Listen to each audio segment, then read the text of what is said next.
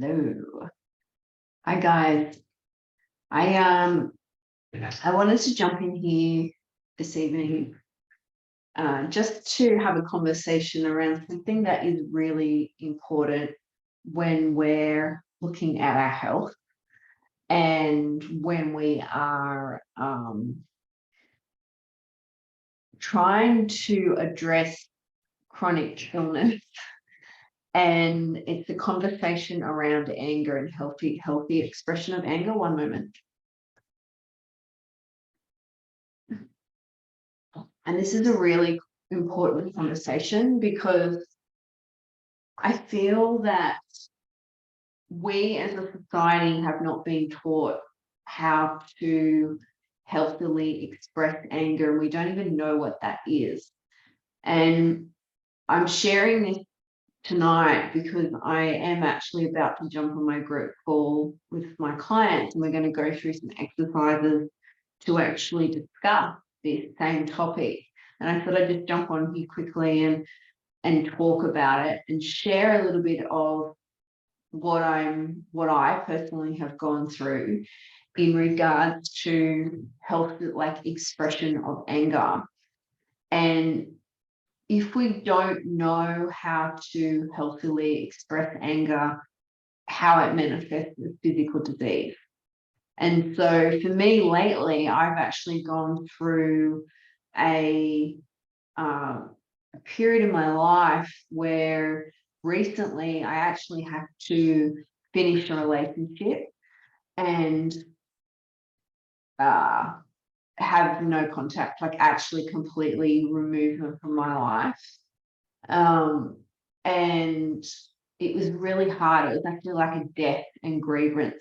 But in that process, there has been a lot of anger that has come up and feeling manipulated and feeling used and not appreciated. And I actually really had to go through a big process to allow myself to healthily express that. And that is not something that actually came naturally to me. And if you've heard my story before, or if you've never heard this before, I actually lost a kidney tumor. I had a kidney tumor and lost my kidney like 13 years ago. And I knew then, like as I went through the healing process, that a lot of what contributed to my tumor was actually all this repressed anger. And I grew up in a family where anger was probably quite overly expressed from my father. And therefore I was terrified to express it myself because I wasn't allowed to express it. And there was a lot of like rage and repressed anger in there because I didn't want to be like him and I didn't want to be that asshole. And I had so much resentment towards the way that he expressed it because he expressed it in an unhealthy way.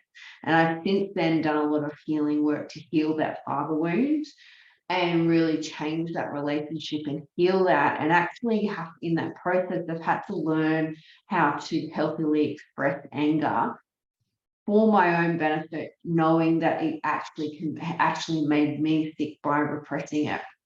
And this is really important. And so when we're talking about anger with our own health, it's probably one of the biggest things that I see with people when they're sick and looking at the state of their nervous system and how stress impacts it is many, particularly women and hormonal health, many women have a lot of repressed emotions, and a lot of that is anger and it gets stored in the body. And so when we have these angry parts, not all of us, it's just part of us, we then make it wrong and we shame it and then we repress it. And so you've got to look at how actually anger, first of all, was for you, was demonstrated to you, and was it dismissed, or was it not allowed, or was anger expressed and demonstrated to you in a really unhealthy way? And even though you may say, I'm fine, or I'm not angry, or I don't really get angry, it's actually often a spiritual bypass, because, which I've done many times, where I haven't actually fully allowed myself to express the anger that is inside of me, and ultimately made me sick. And I see this again and again and again with people. And we have not been taught how to create a container for ourselves to healthily express anger.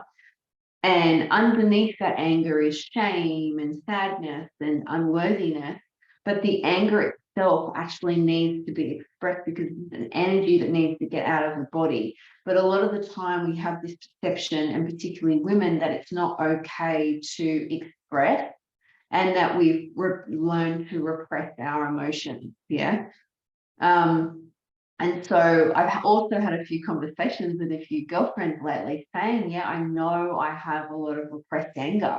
I know I'm projecting my anger, that I'm transferring my anger that I'm experiencing with my mother wound, my father wound, or something else that's going on in my life, and it's being projected into other things in my life.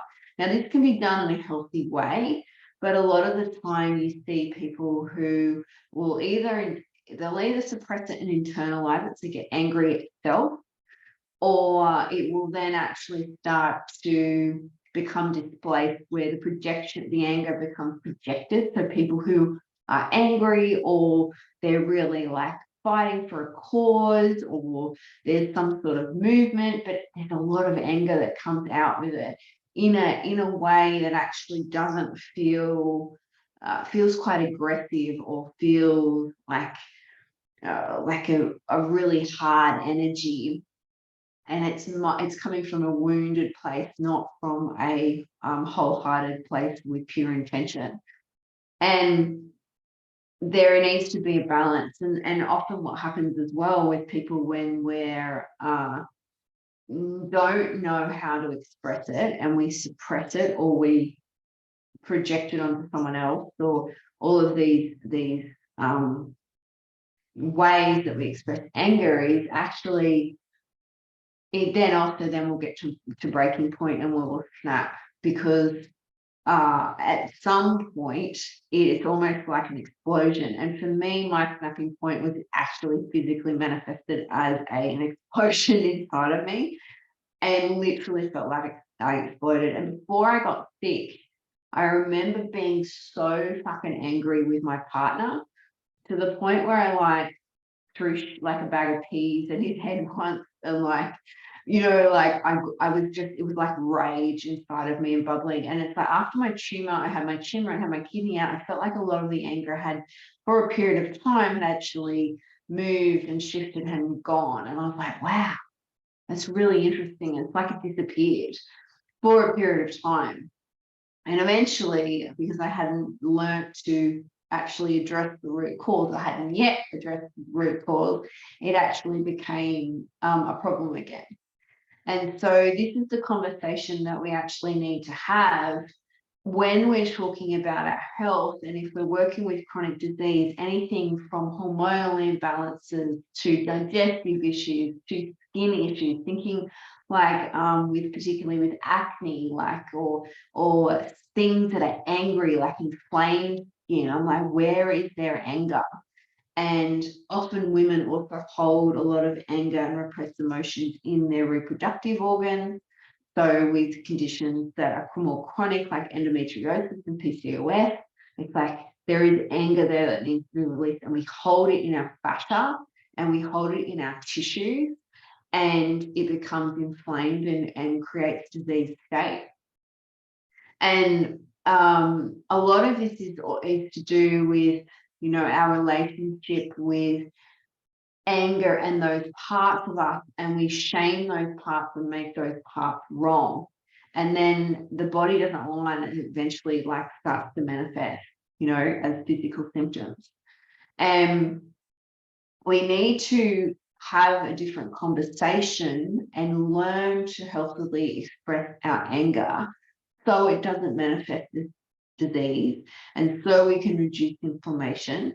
And it is actually healthy to be able to express anger and find ways to do that in a way that is safe. And a lot of us don't know how to do that. And so what does that actually look like? It's like we've got to actually learn to use it through movement and use it through music or use it through the voice or screaming or journaling and a lot of the time I find personally that actually using movement is a really good way to allow that to come out, whether it's with pen to paper, whether it's like going and doing really active music and listening to just like really angry music to really get it out. Like there's many ways. Rage cleaning for me is a really good one. Like when I'm angry, I really like I actually get a lot out of cleaning because I can sort of have a bit of a rant and clean and use that energy into something that's really productive. And it's taken me a long time and I'm still definitely not perfect at it. But I realize based on my own experience that how important it is. And the people that I work with, because I work, with a lot of women working with the emotional aspect just as much as the biochemical, the emotional does impact our biochemical. And they're so interconnected that we have to look at both. We cannot ignore these repressed emotions. We cannot ignore the anger and the rage and the shame that we're carrying around because it's making us sick. And so when you're looking at it from hormonal balance, if you're struggling with digestion or hormonal issues or anything to do with reproductive issues, inflammation is heat, is anger. And it literally manifests in the body and it's quite incredible. And so the shift is looking at anger and looking at your relationship to anger and what you think anger is and what you are also scared of being perceived and what actions do you actually do as a result because you don't have this relationship with anger. What's your go-to? What is your go-to behaviors? Do you become avoidant? Do you run and hide? Do you deflect? Like, do you blame? Do you shame? Like, what are the things, the behaviors that you actually do because you don't have a healthy way to express? And this comes back to actually looking about how anger was demonstrated to us, but also how we were allowed or not allowed to express anger, and it was made wrong. And so we actually adapted and went down and pushed it down to actually receive love and to be accepted and to be part of the herd because we are herd animals. And it is the shifting the perception that actually having and finding healthy ways to express the anger is the medicine itself. And we've got to move through it to get to the other side. And we cannot, and as much as painful as we can, we actually have to feel it and sit in it and express it to move through it. And it's like a storm. And then eventually you get to the other side of the storm, right? And it's just about finding ways to express it in the proper direction. And that is often through movement and energy and finding containers for you to actually have people to support you to get through and get into those and access that, because a lot of the time they're so suppressed that we don't even know they're there and we bypass it. And I'm not angry, I'm okay, I'm totally fine. That is called a spiritual bypass. And when we are in this survival state, we are completely disconnected from ourselves. We cannot connect to our intuition. And we are in this survival mode where we're in often a freeze state because we've suppressed it so much that it is like we've actually got to get into that sympathetic mode to actually be able to move through it and get to the other side and create that sense of safety.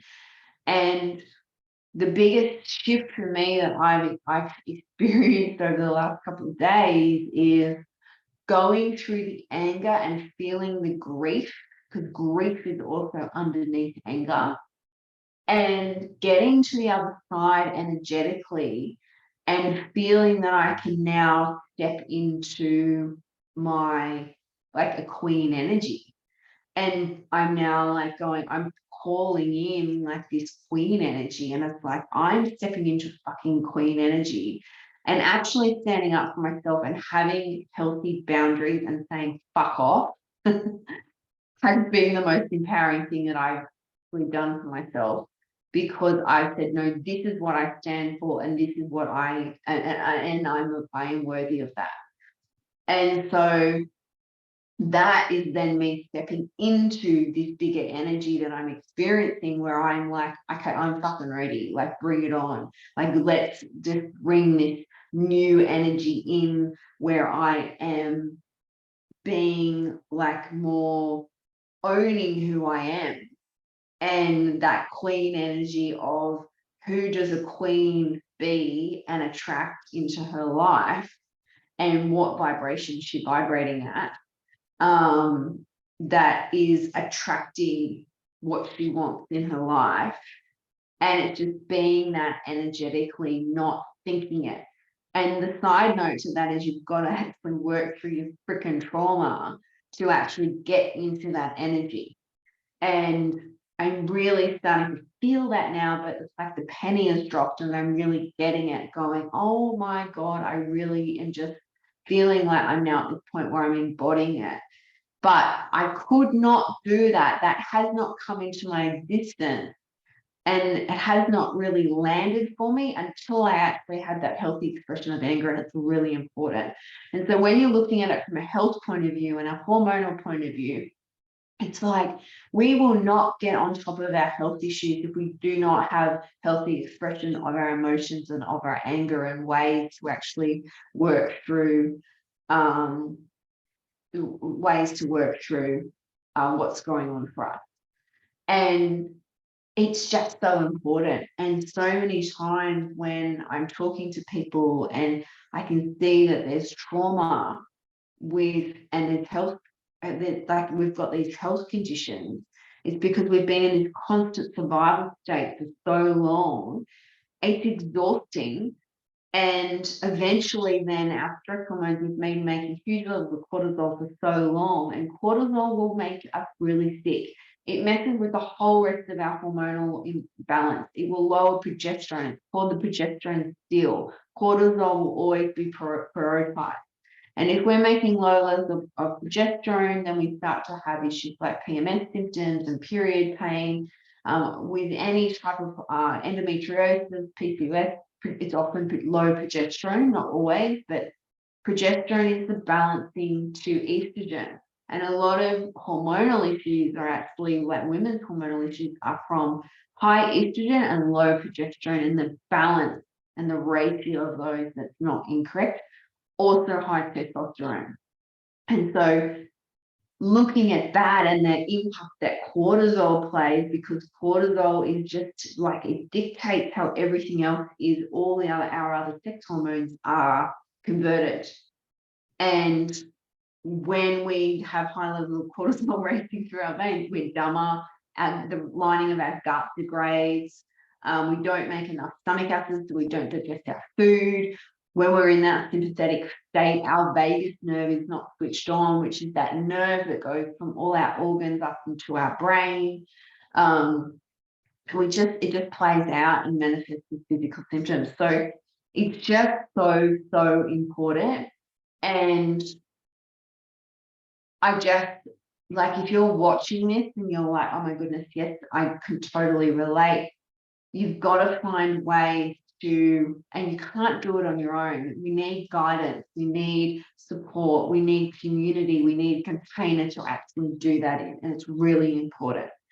And you see people that don't do it throughout their life, and they ultimately end up really sick. And I actually even think, like my mum passed away 4 years ago, and I went to an energy healing recently, and she came through very strongly in the energy healing.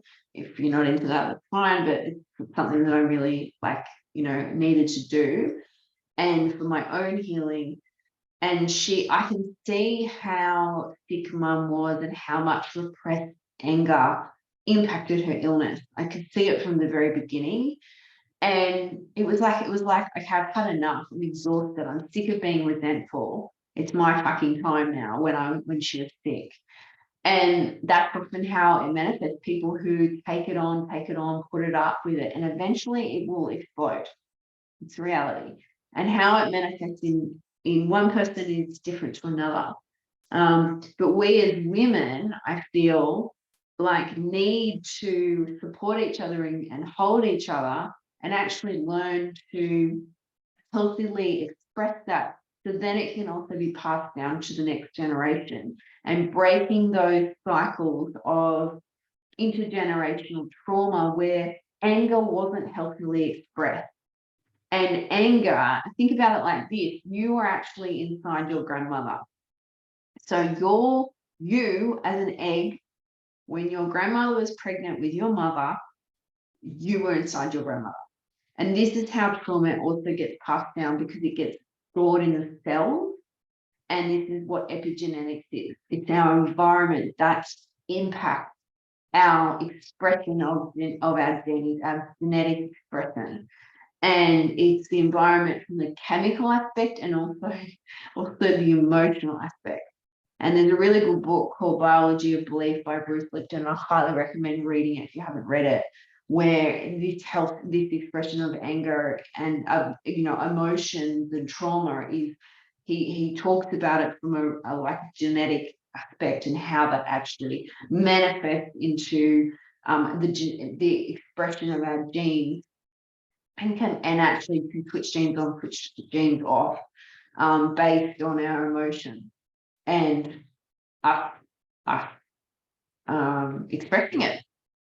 And so that is really my point, like this afternoon. Like I just want to talk about this because this is so important, and the conversation needs to be opened up to how do we actually healthily express anger, and it starts with actually having a safe container to do that.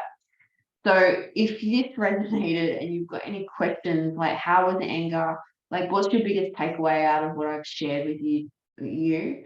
And if you're watching this, what is your biggest takeaway out of, are you expressing anger healthily?